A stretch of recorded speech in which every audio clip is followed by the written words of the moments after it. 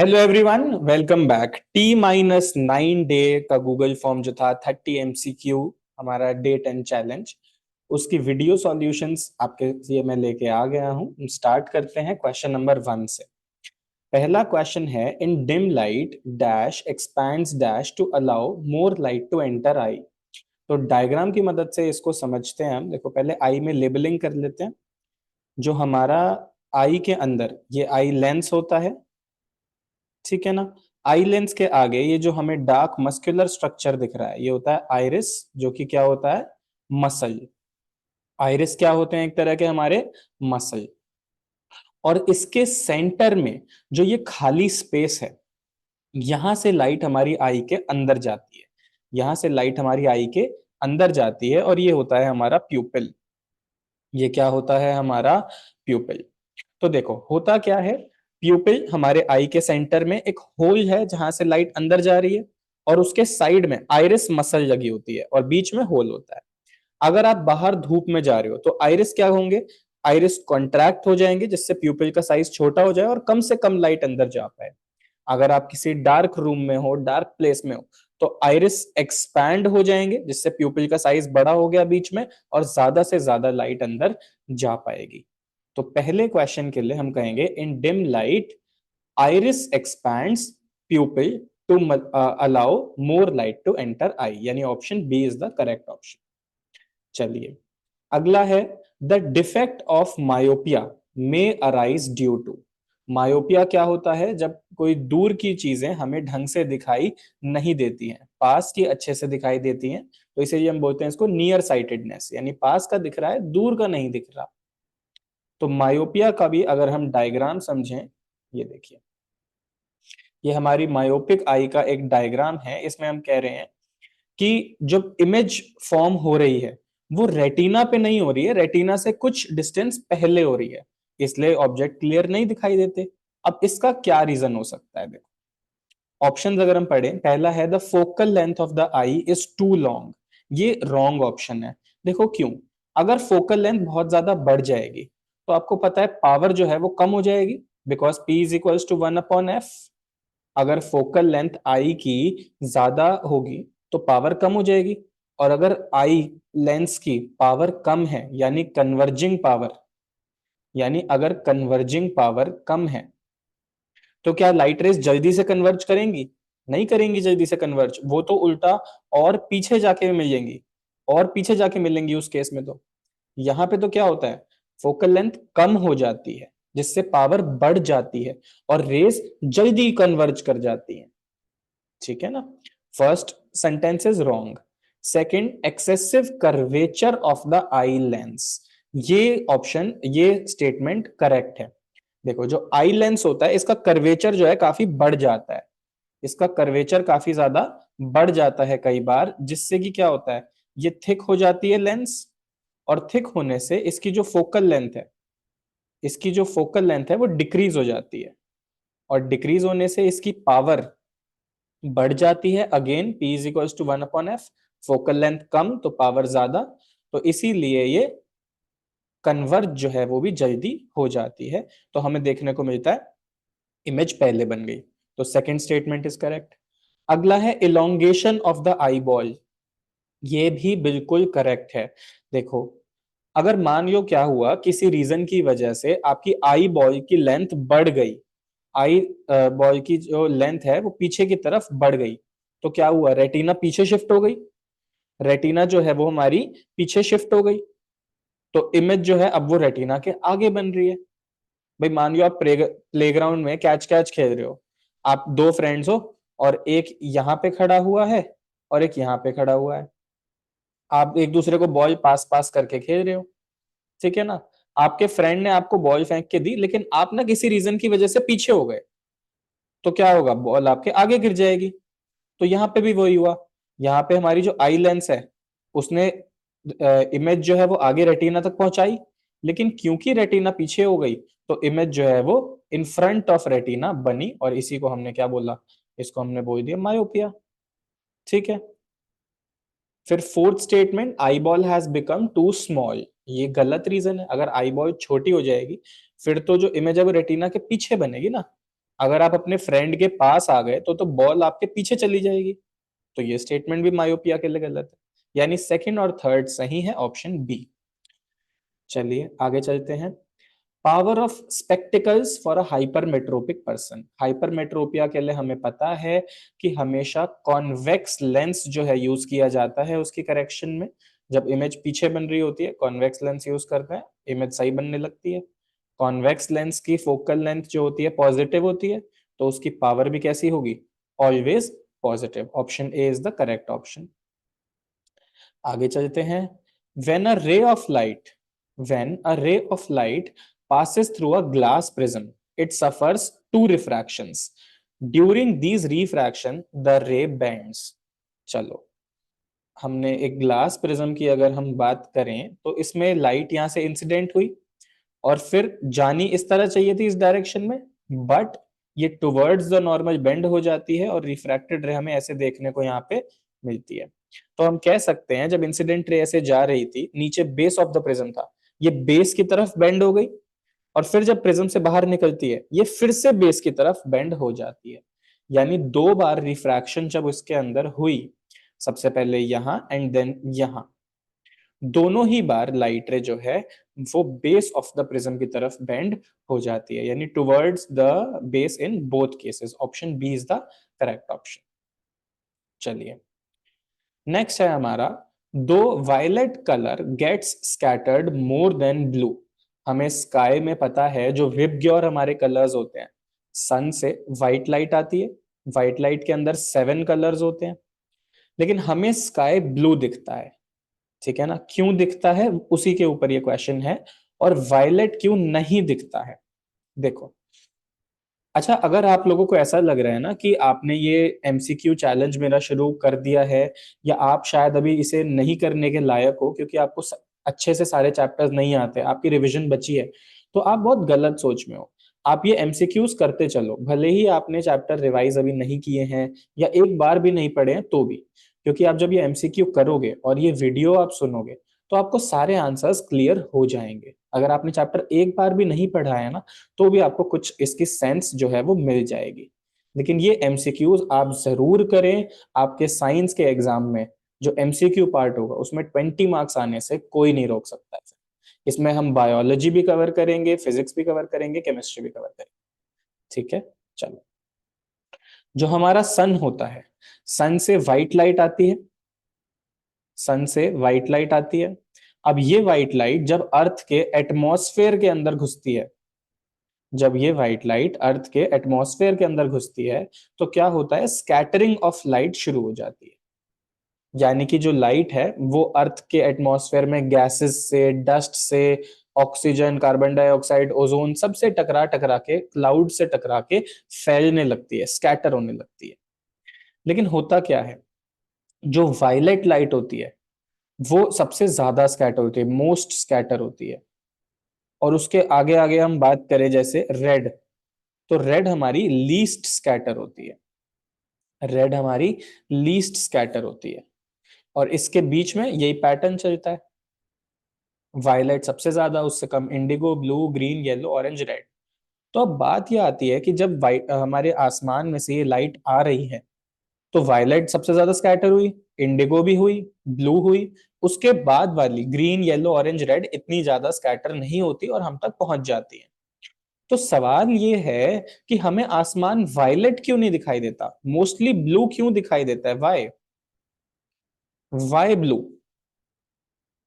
सवाल आपको समझ में आया ना, कि दो violet colour get scattered more than blue, लेकिन फिर भी स्काई अपीयर्स ब्लू, ऐसा क्यों होता है।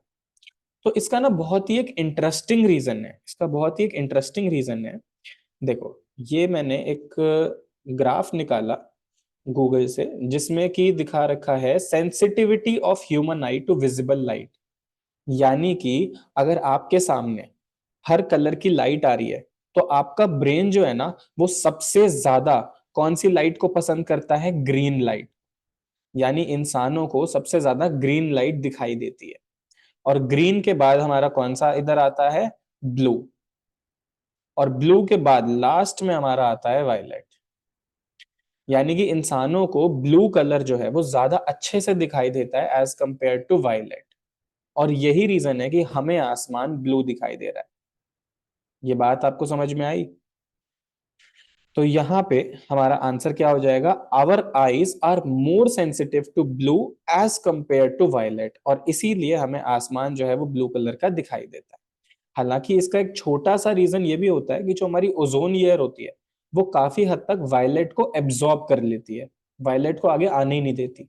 लेकिन इसका मेन रीजन क्या है, our eyes are more sensitive to blue as compare to violet.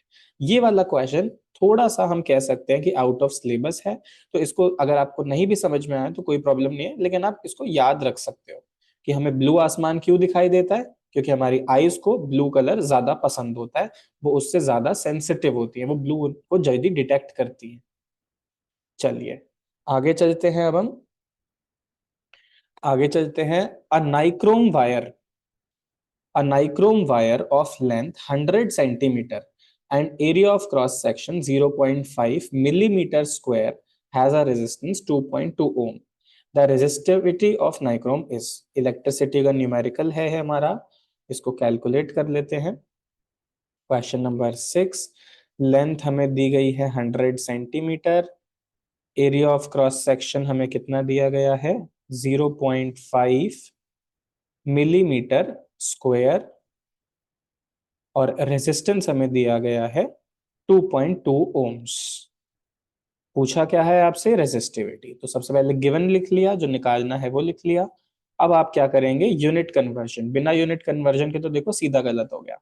Length हमारी हो गई 0 पॉइंट, नहीं 0 पॉइंट नहीं, लेंथ हमारी हो गई यहां से 1 मीटर।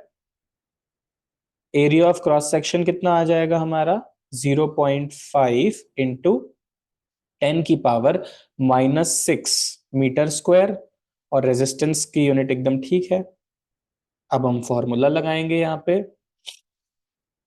फॉर्मूला लगाएंगे तो हमें क्या मिलेगा, R is equals to rho L by A, rho is equals to R into A upon L. Rho क्या होता है हमारा, रेजिस्टिविटी। तो ये आ गया हमारा 2.2 इंटू 0.5 इंटू 10⁻⁻�6 अपॉन 1। तो आप कैलकुलेट करेंगे तो ये आ जाएगा 2.2 इंटू 0.5, 1.1 इंटू 10⁻⁻�6 ओम मीटर, या हम इसको लिख सकते हैं 11 इंटू 10⁻⁻7 ओम मीटर। क्या ये ऑप्शन में है, बिल्कुल ऑप्शन में है, option D 11 into 10⁻⁻7 ohm metre is the correct option. ठीक है, चलो आगे चलते हैं। Two resistors of resistance 2 ohm and 4 ohm when connected to a battery will have, यानी दो रेजिस्टर लिए, 2 ओम के और 4 ओम के, वन एक एक रेजिस्टर लिया।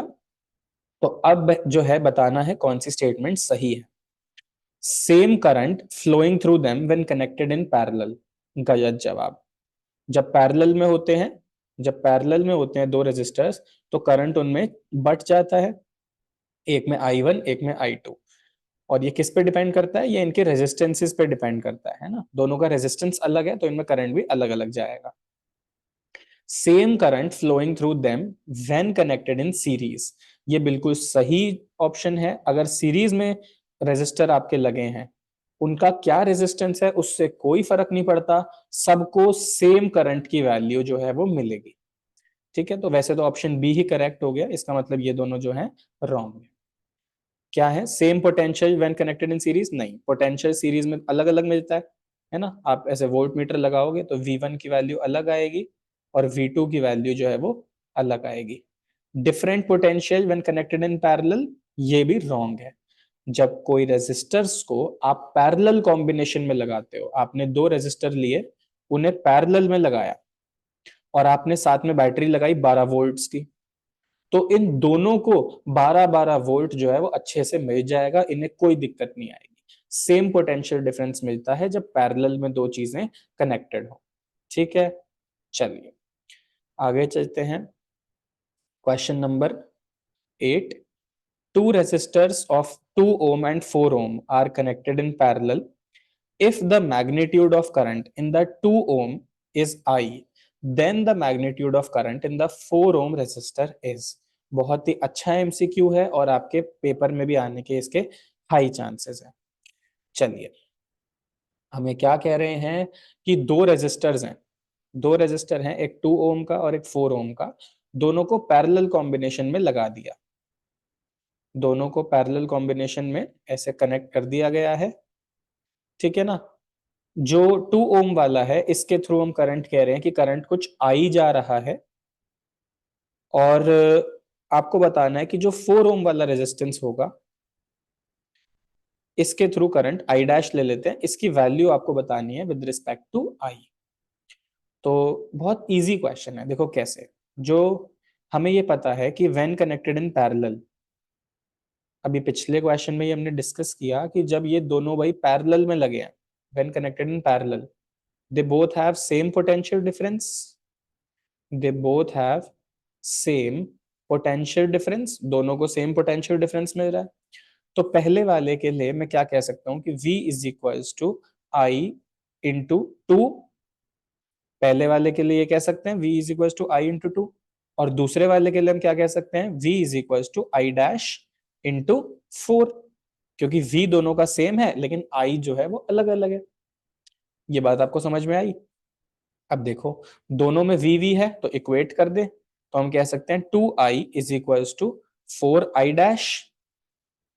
ये बात अच्छे से समझ में आई। अब हमें क्वेश्चन में निकालना क्या है कि जो 4 ओम वाला है इसके अंदर जो आई है, आई डैश है, इसकी वैल्यू क्या है। तो सिंपली आप क्या लिख दोगे, I dash is equals to 2i upon 4, यानी 1/2। तो आई डैश आ गया आपका 1/2i, या फिर i बाय 2। जिसको नहीं समझ में आया एक बार वीडियो को रिवाइंड करके दोबारा धीरे धीरे देखो और लिखते हुए इसको समझो। देखो, जो भी न्यूमेरिकल है ना, ये साथ साथ एक बार लिख के जरूर प्रैक्टिस कर लेना, तभी अच्छे से समझ में आएंगे। ठीक है, तो हमारा यहाँ आ जाएगा i by 2, option B is the correct option. चलिए, अगला है हमारा, two resistors of 2 ohm and 4 ohm are connected in series to a 6 volt की बैटरी हमारी। तो हीट बतानी है जो 4 ओम वाला रेजिस्टर है उसमें कितनी होगी। हमने दो रेजिस्टर्स लिए और दोनों को सीरीज में हमने कनेक्ट कर दिया, ये 2 ओम का, ये 4 ओम का। जो बैटरी लगाई वो कितने वोल्ट्स की लगाई, 6 वोल्ट्स की लगाई, ठीक है ना। अब सवाल में ये है कि अगर हम 5 सेकेंड्स बाद देखें, अगर 5 सेकेंड्स के लिए हम देखें तो 4 ओम वाले में कितनी हीट डेवलप होगी। ठीक है, joules law of heating I hope सबने एक बार जरूर पढ़ा हो क्या होता है, नहीं तो मैं आपको सीधा बता देता हूं। हमें फॉर्मूला यूज करना है H is equals to I square R T, ये जूल्स लॉ ऑफ हीटिंग का फॉर्मूला होता है, ठीक है ना। चलो, तो जब सीरीज में है तो हम ये फॉर्मूला यूज करेंगे, है ना, सीरीज में सर्किट है। अगर मान लो क्वेश्चन में पैरेलल में दिया होता, अगर क्वेश्चन में पैरेलल में दिया होता तो हम फॉर्मूला यूज करते H is equals to V square upon R into T, ठीक है ना। ये हमारा क्या होता है, heating effect of current, heating effect of current, उसका फॉर्मूला होता है। अगर पैरेलल है तो H equal V square upon R T, और अगर सीरीज है तो आई स्क्वायर आर टी, ठीक है। चलो, तो यहाँ हीट कितनी बनी, पहले हमें आई की वैल्यू पता होनी जरूरी है, बिल्कुल जरूरी है। तो देखो, पूरे सर्किट के लिए मैं बात करूं, पूरे सर्किट के लिए रेजिस्टेंस कितना हो गया, 6 ओम्स, वोल्टेज हो गई 6 वोल्ट्स, तो V is equals to I R, यानी 6 is equals to I into 6, तो आई आ गया 1 एम्पियर। पूरे सर्किट के लिए हमें पता है कि करंट हो गया 1 एम्पियर, इसमें 1 एम्पियर का करंट जा रहा है, तो 4 ओम वाले में भी कितना जाएगा, 1 एम्पियर, सीरीज है, तो ये हो गया 1 इंटू 1। अब ये बहुत इंपॉर्टेंट पॉइंट है, देखो इसमें कई बार बच्चे ना गलती कर देते हैं, यहाँ पे आर की वैल्यू क्या लेनी है। आपसे सवाल में, क्वेश्चन में क्या बोला गया है कि 4 ओम वाले रेजिस्टर में जो है आपको हीट बतानी है, तो आप उसी को लोगे, आप रेजिस्टेंस भी उसी का लोगे, तो रेजिस्टेंस यहां हो जाएगा 4। करंट जो है आपने पूरे सर्किट का लिया, क्यों? क्योंकि सीरीज में पूरे सर्किट में करंट सेम रहता है, तो वहां तो हमने देखो R6 लेके कैलकुलेशन की थी, क्योंकि पूरे सर्किट का करंट निकालना था। लेकिन जब आप इस फॉर्मूले में R डालोगे तो सिर्फ 4 ओम वाला डालोगे, और टाइम हो जाएगा 5 सेकेंड्स, तो हीट आ गई हमारी यहां से 20 जूल। समझ में आ गई बात? चलिए बहुत बढ़िया, सी ऑप्शन इज करेक्ट। आगे चलते हैं, यूनिट ऑफ इलेक्ट्रिक पावर में also be expressed as, electric power की यूनिट, ये तो बहुत ही इजी क्वेश्चन है, एनसीईआरटी में भी इस तरह के क्वेश्चन हैं। पावर का फॉर्मूला होता है एक VI, तो उसी से हम इसकी यूनिट कह सकते हैं वोल्ट इंटू एम्पियर, ये भी एक पावर की यूनिट हो जाएगी। Option A is the correct option. चलिए फिर आपके फेवरेट सवाल, असर्शन रीजन बहुत मजेदार लगते हैं सबको, राइट? इनमें भी नंबर नहीं कटाने हैं। देखो कई लोग सोचते हैं कि भाई 4-5 असर्शन रीजन आएंगे, उनमें से एक आधा गलत भी हो गया तो क्या हुआ। नहीं, जब आप इतना पूरा साल मेहनत कर रहे हो और अब लास्ट में आपके लिए 10 दिन में मैं एक ऐसी चीज लाया हूं जिससे आप फुल मार्क्स स्कोर कर सकते हो, तो असर्शन रीजन के लिए भी हमें कोई स्कोप नहीं छोड़ना है, इसमें भी हमें फुल मार्क्स ही लाने हैं। ठीक है, चलो। The power of accommodation gradually decreases with age, जैसे जैसे उम्र बढ़ती है हमारी जो आई में पावर ऑफ अकोमोडेशन है वो कमजोर होती चली जाती है। ठीक है, कुछ कुछ ना कुछ इसमें दिक्कत जो है वो आने के चांसेस होते हैं, ये बात एकदम ट्रू है। हाँ, अगर आप उसको मेंटेन रखोगे, आई एक्सरसाइजेस करोगे, तो वो मेंटेन रहेगी। ये बिल्कुल उसी तरह है, पावर ऑफ अकोमोडेशन किसकी वजह से होती है? सिलियरी मसल्स की वजह से।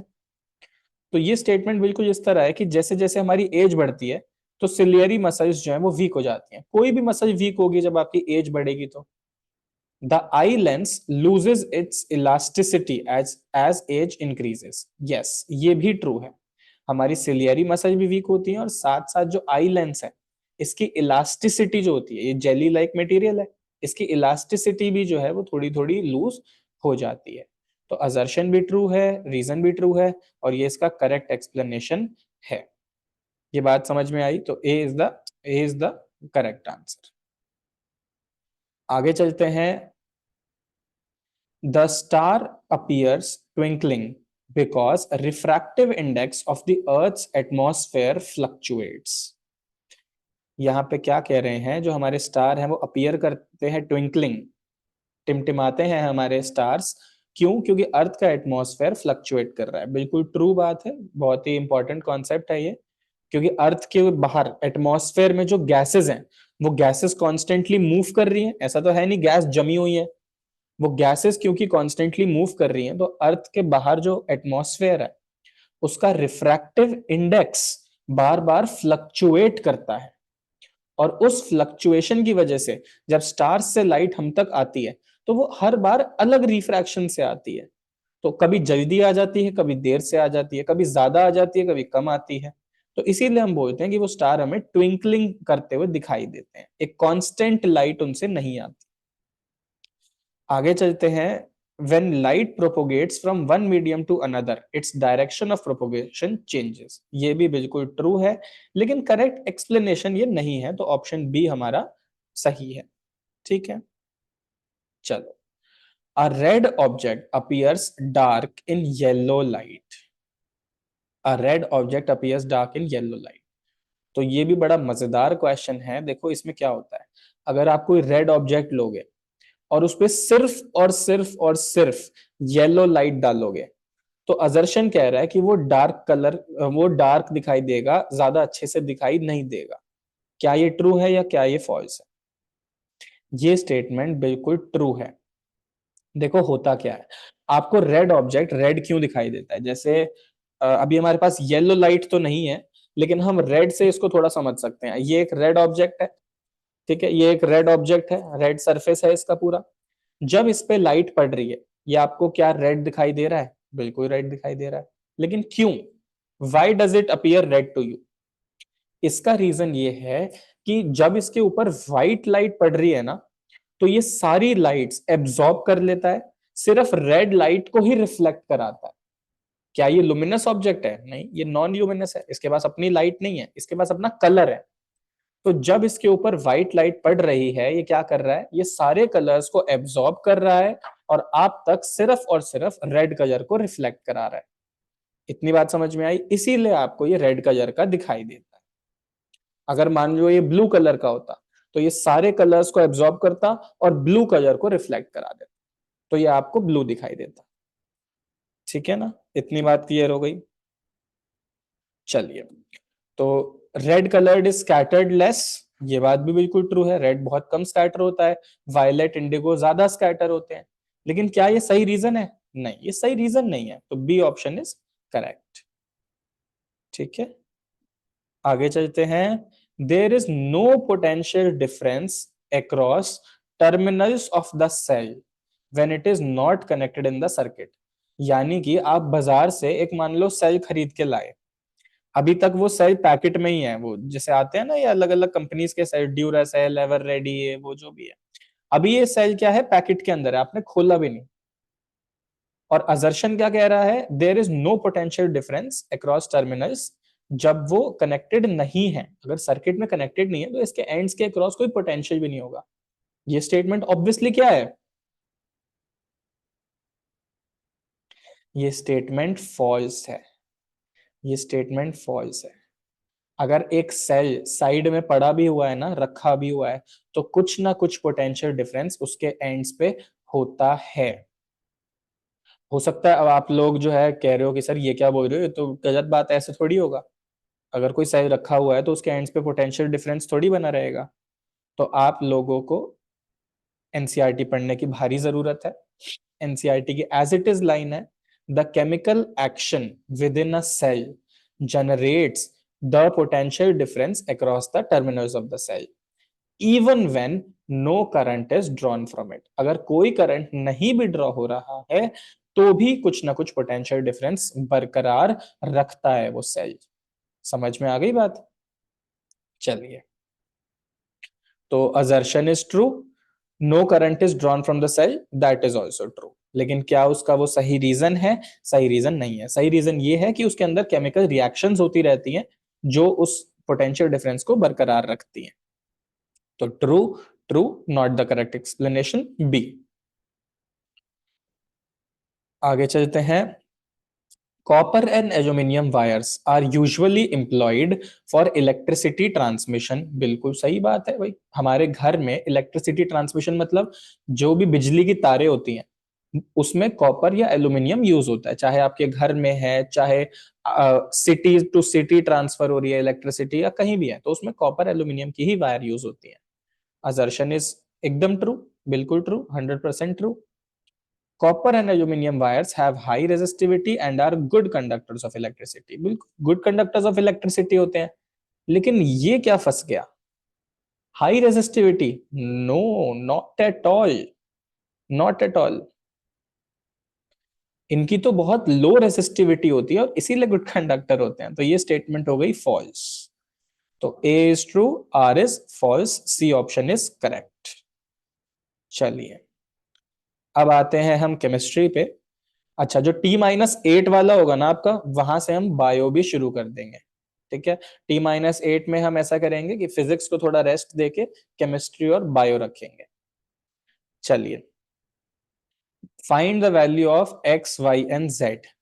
तो ये बैलेंस करनी है chemical equation, x PbO plus y C plus gives Pb plus CO2। तो आप बैलेंस करोगे, बैलेंसिंग आई होप आपको आती है। तो हम देखेंगे यहाँ पे क्या बैलेंसिंग होगी। ये क्या है, PbO है यहाँ पे। अच्छा, ऑक्सीजन यहाँ पे 2 है, तो यहाँ पे हम 2 मल्टीप्लाई कर देंगे। अब यहाँ Pb भी 2 हो गए, तो हम यहाँ भी 2 मल्टीप्लाई कर देंगे। कार्बन जो है वो बैलेंस्ड है ऑलरेडी, तो एक्स वाई जेड क्या हो गए, 2,1,2, यानी कि option B is the correct option. आगे चलते हैं।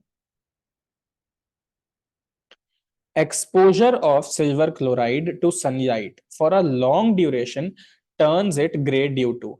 ये एग्जाम्पलर का, एनसीईआरटी एग्जाम्पलर का एक सवाल है, और बहुत ही ज्यादा ना इस क्वेश्चन को लेके मैं देख रहा हूँ गड़बड़े हो रखी हैं आजकल, इसके आंसर को लेके लोग कंफ्यूज्ड हैं। तो बहुत आसान भाषा में हम इसको समझते हैं। सवाल क्या कह रहा है, आपने सिल्वर क्लोराइड लिया, ये भाई सिल्वर क्लोराइड का मैंने कुछ सॉल्ट ले लिया, ठीक है ना। इसका कलर एक्चुअली में क्या होता है, सिल्वर क्लोराइड हमारा होता है वाइट इन कलर। ठीक है, अब इसको हमने बहुत देर के लिए सनलाइट में रख दिया। Exposure of silver chloride to sunlight for a long duration turns it grey. तो अब ये जो सब्सटेंस बना, हम देख रहे हैं ये व्हाइट का नहीं, अब ग्रे कलर का है। तो सवाल है कि ये क्यों हुआ, सवाल है ये क्यों हुआ। इसका सिंपल सा जवाब है, जो AgCl था, सिल्वर क्लोराइड था, वो सनलाइट की प्रेजेंस में Ag+Cl2 बन जाएगा। तो जो Ag है आप उसको देखोगे तो आपको दिखेगा कि ये ग्रे कलर का है। Cl2 तो गैस है, उड़ गया। यानी कि मैंने क्या किया, मैंने अपने हाथ में सिल्वर क्लोराइड लिया फॉर एग्जाम्पल, थोड़ी देर हम धूप में खड़े रहे, अब ये व्हाइट था, थोड़ी देर बाद हमने देखा अरे ये तो ग्रे हो गया। तो ये क्यों हुआ, ये इसीलिए हुआ क्योंकि जो सिल्वर क्लोराइड था उसकी डिकम्पोजिशन हो गई और अब हमारे हाथ में सिल्वर बच गया। तो फॉर्मेशन ऑफ सिल्वर की वजह से वो ग्रे कलर का दिखाई देगा। तो statement 1, the formation of silver by decomposition of silver chloride is the correct option. देखो यहां कह रहे हैं सब्लिमेशन ऑफ सिल्वर क्लोराइड, ये तो बात ही गलत है। Decomposition of chlorine gas from silver chloride, ये स्टेटमेंट ट्रू है लेकिन रेलेवेंट नहीं है। यहां पे सवाल है कि ग्रे क्यों हुआ, है ना। तो ग्रे में रेलेवेंट ये स्टेटमेंट नहीं है। अगला है ऑक्सीडेशन ऑफ सिल्वर क्लोराइड, ये भी यहां पे इसका कोई रेलेवेंस नहीं है और ये वैसे फॉल्स भी है। ठीक है, तो 1 only is the correct option. चलिए अगला है, which of the following are exothermic processes. Exothermic कौन सा होता है, यानी हीट किस में निकलती है। Reaction of water with quick lime, बिल्कुल। CaO plus H2O gives CaOH whole twice plus बहुत सारी heat, exothermic. Dilution of an acid, आपने एसिड में पानी डाला या पानी में एसिड डाला, हीट निकलेगी बहुत सारी, ठीक है, एक्सोथर्मिक। इवेपोरेशन ऑफ वाटर, ये एक्सोथर्मिक नहीं है, ये तो एंडोथर्मिक है। जब पानी इवेपोरेट होता है तो कूलिंग इफेक्ट आता है एक, है ना। जब आप मान लो बहुत स्वेट में हो और आप फैन के नीचे बैठ जाओ, आपको ठंडक बहुत ज्यादा लगती है जब वाटर इवेपोरेट होता है आपकी बॉडी से। फिर है सब्लिमेशन ऑफ कैम्फर, यानी कि सॉलिड कैम्फर जब गैस में टर्न होता है तो उसको हीट देनी पड़ती है, तो ये भी एंडोथर्मिक है। तो 1 and 2 are the correct options. ठीक है, आगे चलते हैं। 19, when hydrogen sulfide gas H2S is passed through a blue solution of copper sulfate, यानी CuSO4 ब्लू होता है और एक्वस होगा ये जरूर, क्योंकि हमें पता है ना कि CuSO4.5H2O जो होता है वो ब्लू होता है, यानी कि उसके अंदर पानी है, तो एक्वस लिख लेते हैं। तो अभी के लिए हम समझ सकते हैं ऐसे, एक्वस है मतलब पानी है उसमें। अब black precipitate of copper sulphide is obtained, यानी Cu2S हमें मिलता है जो कि ब्लैक कलर का है, एंड सल्फ्यूरिक एसिड और H2SO4 बना जो इस सॉल्यूशन के अंदर ही रह जाता है। तो this reaction is an example of, बहुत ही इजी है, ना कॉम्बिनेशन है, ना डिकम्पोजिशन है, ना डिस्प्लेसमेंट है, ये क्या है हमारी डबल डिस्प्लेसमेंट। जो S था वो कॉपर के पास चला गया तो Cu2S बन गया, जो SO4 था ये H के पास चला गया तो H2SO4 बन गया। डबल डिस्प्लेसमेंट रिएक्शन, वो अक्षय कुमार, ठीक है, exchange of ions takes place. चलिए फिर है हमारा, a solution reacts with crushed egg shells to give a gas that turns lime water milky, the solution contains. तो लाइम वाटर मिल्की, तो देखो मेरे ख्याल से आपके ना बस गया होगा दिमाग में अब तक, लाइम वाटर मिल्की माने CO2 गैस। CO2 गैस है, कहाँ कब बनी है, जब एग शेल्स के साथ हमने रिएक्ट कराया। जो एग शेल्स होते हैं वो किस चीज के होते हैं, कैल्शियम कार्बोनेट के। तो कैल्शियम कार्बोनेट को एक सॉल्यूशन के साथ रिएक्ट कराया है हमने, कैल्शियम कार्बोनेट को हमने कोई अननोन सॉल्यूशन है इस सॉल्यूशन के साथ रिएक्ट कराया, तो कह रहे हैं हमें CO2 गैस मिल रही है। तो बताओ क्या हो सकता है, मेटल कार्बोनेट को जब एसिड से रिएक्ट कराते हैं तब उसमें मिलती है ना salt plus CO2 plus H2O। तो यानी कि इन ऑप्शंस में से एसिड कौन सा है, HCl, तो यही सही ऑप्शन है। ठीक है, बहुत इजी क्वेश्चन है, बस आपको पता होना चाहिए कि क्रश्ड एगशेल्स क्या होते हैं, कैल्शियम कार्बोनेट। चलिए, विच of the following is acidic in nature. ये क्वेश्चन भी सरप्राइजिंगली काफी लोगों ने गलत कर रखा था। देखो, इसमें कोई गलत करने वाली बात वैसे होनी नहीं चाहिए। लाइम वाटर हमारा क्या होता है, कैल्शियम हाइड्रोक्साइड जब एक्वस फॉर्म में होता है तो इसको हम बोलते हैं लाइम वाटर। ह्यूमन ब्लड सबको पता है क्या होता है, ये पीएच लगभग 7 पे ही रहता है। ठीक है। लाइम जूस क्या होता है हमारा, लेमन जूस। लाइम क्या होता है हमारा, लेमन जूस। तो लेमन में तो सिट्रिक एसिड होता है, इसमें क्या होता है, सिट्रिक एसिड, यानी कि इसका पीएच जो होता है लेस देन 7। और एंटा एसिड हमारे बेस होते हैं, जैसे कि MgOH होल ट्वाइस या फिर NaHCO3।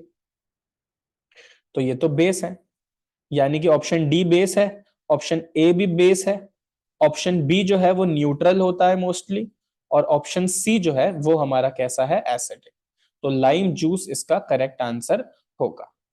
ठीक है, आगे चलते हैं।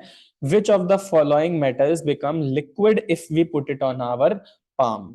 तो ये भी एनसीईआरटी का क्वेश्चन है, एनसीईआरटी की क्वेश्चन नहीं है, स्टेटमेंट है कि गैलियम और सीजियम को जब आप हाथ पे रखते हो तो इनका इतना लो मेल्टिंग पॉइंट होता है कि हाथ पे रखने से ही ये पिघल जाते हैं, हमारे हाथ में हीट होती है और उससे पिघल जाते हैं। यानी 1 and 3 is the correct option, option C. चलिए, food cans are coated with tin यानी कि SN एंड नॉट जिंक यानी ZN बिकॉज, एनसीईआरटी बताइए। एनसीईआरटी का एमसीक्यू है ये बैक एक्सरसाइज का। ऐसा क्यों होता है, ऐसा इसीलिए होता है क्योंकि जिंक जो है वो रिएक्टिविटी में, जिंक जो है वो रिएक्टिविटी में, जिंक के बाद क्या आता है, आयरन, आयरन के बाद आता है टिन। तो जिंक जो है वो हाई रिएक्टिव है और इसीलिए इसको हम खाने के बर्तनों में या जो हमारे कैन होते हैं खाने के उसमें यूज नहीं करते, ये एसिड्स के साथ रिएक्ट हो जाएगा। लेकिन जो टिन है ये ऐसे फटाफट से कोई रिएक्शन नहीं करता है, तो हमारा खाना जो है वो सेफ रहता है। तो it is not used because zinc is more reactive than tin. ठीक है, नेक्स्ट है a molecule of ammonia has.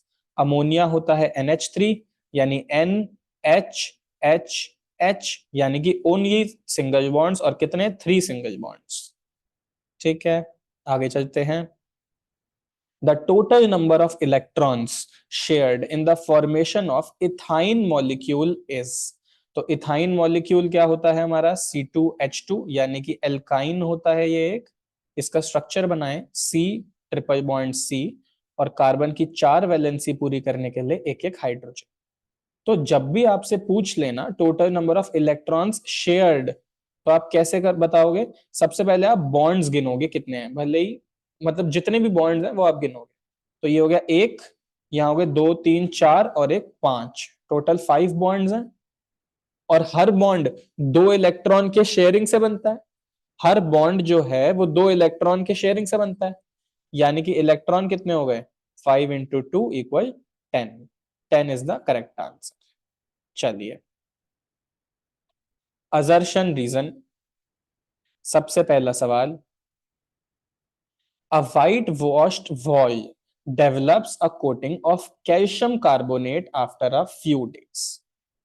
बिल्कुल सही जवाब, सही स्टेटमेंट है ये, ट्रू। देखो, व्हाइट वॉशिंग क्या होती है, सबसे पहले हम कैल्शियम का ऑक्साइड लेते हैं, इसको पानी में मिलाते हैं, एक पाउडर होता है, इसको पानी में मिलाते हैं तो बन जाता है CaOH whole twice plus heat, exothermic reaction. और फिर इसकी मदद से हम क्या करते हैं, व्हाइट वॉश। ये जो सॉल्यूशन होता है इसको दीवार पे जो है लगा दिया जाता है। ठीक है ना। फिर थोड़े टाइम बाद क्या होता है, जो कैल्शियम हाइड्रोक्साइड होता है ये अपने आप CO2 के साथ रिएक्ट करता है और बनाता है CaCO3 प्लस H2O। और जो CaCO3 है ये वो हार्ड सब्सटेंस होता है जो हमारी वॉल्स पे डेवलप हो जाता है। देखो, जब हम लगाते हैं उस कैल्शियम हाइड्रोक्साइड को व्हाइट वॉशिंग के वक्त, तब तो वो एक थिक लिक्विड होता है, CaOH होल ट्वाइस। लेकिन बाद में वो एक हार्ड सब्सटेंस बन जाता है CaCO3। ठीक है, ठीक है ना। तो असर्शन ट्रू है। रीजन में क्या कह रहे हैं, calcium oxide on the wall, reacts slowly with carbon dioxide, ये फॉल्स है। कैल्शियम ऑक्साइड नहीं होता, वो कैल्शियम हाइड्रोक्साइड होता है। तो assertion is true, reason is false, option C is correct. ठीक है, आगे चलते हैं। Curd and sour substances should not be kept in brass and copper vessels. ये बात बिल्कुल ट्रू है। जो दही होता है या और कोई सार सब्सटेंस है, जैसे अचार हो गया, पिकल्स हो गए, इनको कभी भी ब्रास या कॉपर के वेसल में नहीं रखते। सबसे ज्यादा अच्छा प्रेफर्ड होता है कि इनको आप ग्लास कंटेनर्स में रखो, ठीक है ना, या फिर प्लास्टिक कंटेनर्स में भी इनको रख लेते हैं। तो अब कह रहे हैं कि acids present in curd and sour substances react with brass and metals like copper, making the food unfit for consumption. ये बिल्कुल ट्रू है और इसका करेक्ट एक्सप्लेनेशन है। देखो, ये जो ऐसे ऐसे असर्शन है ना, इनको आप बहुत अच्छे से याद कर लो, क्योंकि ये 2 और 3 मार्कर में डायरेक्ट सवाल भी आ सकता है कि curd why curd and sour substances should not be kept in brass and copper vessel। तो एग्जैक्टली यही आंसर होगा। why? क्योंकि acid present in them can react with the metal to make food unfit for consumption, the food becomes toxic. बहुत ही interesting शब्द है ये, toxic हो जाता है हमारा फूड, तो उसको हम हाथ फिर नहीं लगाएं तो ये अच्छा है। चलो आगे चलते हैं, आगे चलते हैं। Hydrochloric acid is a strong acid while acetic acid is a weak acid। HCl जो है ये एक स्ट्रॉन्ग एसिड है, बहुत ही बढ़िया हमारा स्ट्रॉन्ग एसिड है। 3 स्ट्रॉन्ग एसिड होते हैं हमारे, HCl, H2SO4 और HNO3। जो एसिटिक एसिड है, इसके अलावा जितने भी हैं वो वीक एसिड है, जैसे CH3COOH एसिटिक एसिड, ये कैसा एसिड है? एक वीक एसिड। असर्शन ट्रू है। रीजन में क्या कह रहा है? Hydrochloric acid is an inorganic acid while acetic acid is an organic acid. तो देखो, ये स्टेटमेंट भी बिल्कुल करेक्ट है। मैं आपको बता देता हूं कि ऑर्गेनिक एसिड क्या होता है। ऑर्गेनिक एसिड वो होते हैं, या ऑर्गेनिक कंपाउंड की अगर हम बात करें, ऑर्गेनिक कंपाउंड वो होते हैं जिनमें कार्बन और हाइड्रोजन के बॉन्ड प्रेजेंट हो।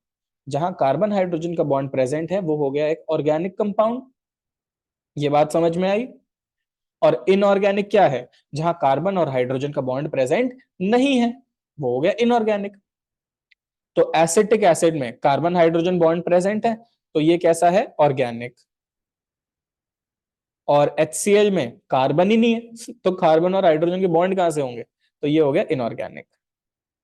तो रीजन भी एकदम करेक्ट स्टेटमेंट है, ट्रू। लेकिन क्या उसकी सही एक्सप्लेनेशन है? नहीं, उसकी सही एक्सप्लेनेशन वो नहीं है। ठीक है। अच्छा, मैं आपको ना बहुत इंटरेस्टिंग होमवर्क देता हूं, गूगल मत करना, सारा मजा किरकिरा हो जाएगा। मुझे बताओ, कार्बोनिक एसिड जो होता है, ठीक है, अगली वीडियो में मैं इसका जवाब बताऊंगा, तब तक देखते हैं आप में से कौन इसको समझ सकता है। और जिसको समझ में आए ना तो कमेंट में लिखना। कार्बोनिक एसिड जो होता है, इसका फॉर्मूला भी बता देते हैं, चलो। H2CO3, ये ऑर्गेनिक एसिड है या इनऑर्गेनिक एसिड है, ये बताना मुझे। ठीक है, चलो अगली वीडियो में हम इसको डिस्कस करेंगे। तब तक देखते हैं कौन बताता है। नेक्स्ट है हमारा सोडियम ऑक्साइड। अच्छा, 28 का आंसर क्या है? B. A and R both are true, लेकिन करेक्ट एक्सप्लेनेशन नहीं है, आंसर बी। नेक्स्ट है sodium oxide is an amphoteric oxide. ये स्टेटमेंट अपने आप में फॉल्स है, आंसर ऑलरेडी पता चल गया, A is false, R must be true, यानी कि D. Metal oxide which react with both acid as well as basis are known as amphoteric oxide. कौन कौन से होते हैं? Al2O3 यानी एल्यूमिनियम ऑक्साइड, और ZnO यानी जिंक ऑक्साइड।